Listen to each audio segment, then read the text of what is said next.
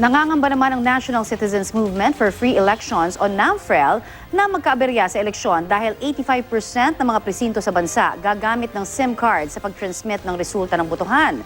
Hindi naman daw kasi lingid sa kaalaman ng marami na mabagal ang signal ng ilang telecommunications company. Balitang hatid ni Joseph Morong. Sa mga SIM card ng malalaking telecommunications company, aasa ang tinatayang 92,000 clustered precincts para makapag-transmit ng mga boto sa eleksyon 2016.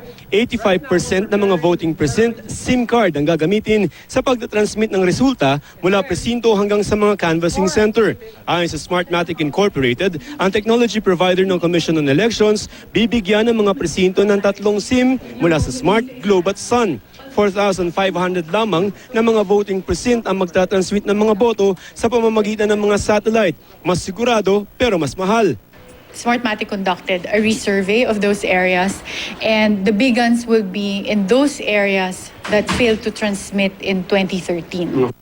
Kaya nag-aalala ang National Movement for Free Elections o NAMFREL lalo't hindi lingid sa kaalaman ng marami na mabagal ang signal ng ilang mga telecommunications company. 100% ang target ng COMELEC na transmission rate ng mga resulta ng botohan.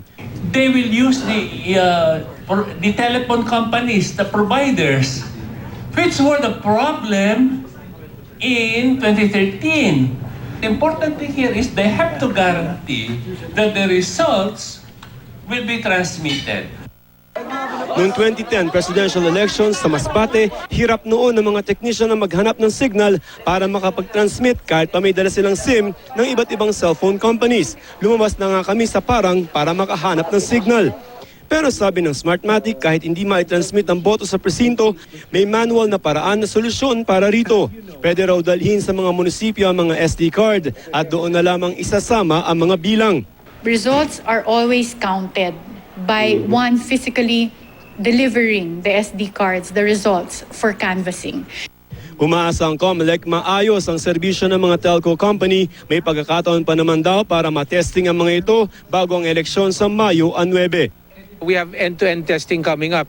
So makita natin kung gaano ka reliable yung sistema na 'yon. Sa tingin namin, kaya nating ilaban 'yon. Joseph Morong, GMA News.